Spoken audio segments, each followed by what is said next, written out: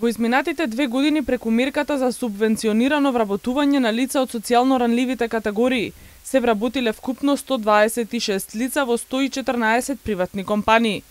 По 6-месечното кочење на проектот денес и официјално беше објавен првиот оглас за вработување на 100 лица од социјално ранливите категории преку мерката за субвенционирано вработување. За таа цел ќе бидат издвоени 16 милиони и 600 илјади денари. Како што посочи министерот за труд и социјална политика, најголем приоритет на владата е вработувањето на овие лица, односно решавање на најзначајното животно прашање на овие лица, нивно вработување и обезбедување на средства за нивна лична екзистенција и екзистенција на нивното семејство.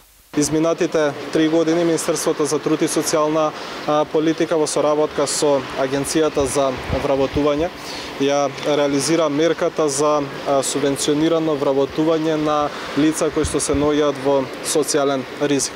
За жал, оваа мерка изминатите 6 месеци беше целосно закочена и покрај тоа што Министерството имаше обезбедено буџети во плановите за работа на Министерството беше планирано објавување на оглас за вработување на 100 лица од социјално ранливи категории за субвенционирано вработување, не беше распишан оглас, што е уште еден показател за начинот на функционирање на техничкиот министер од редовите на СДСМ.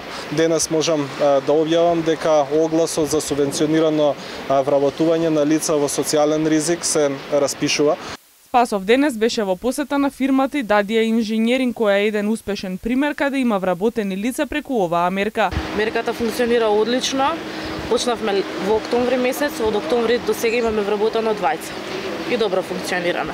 Инаку во рамки на оваа мерка Министерството ќе овозможи финансиска субвенција во износ од 23.000 денари месечно во период од 6 месеци, од кои 17.000 денари за субвенционирање на платата на лицето кој ќе се вработи, додека 5.000 денари за покривање на трошоците за обука и за материјали кои што ги има работодавачот во овие 6 месеци.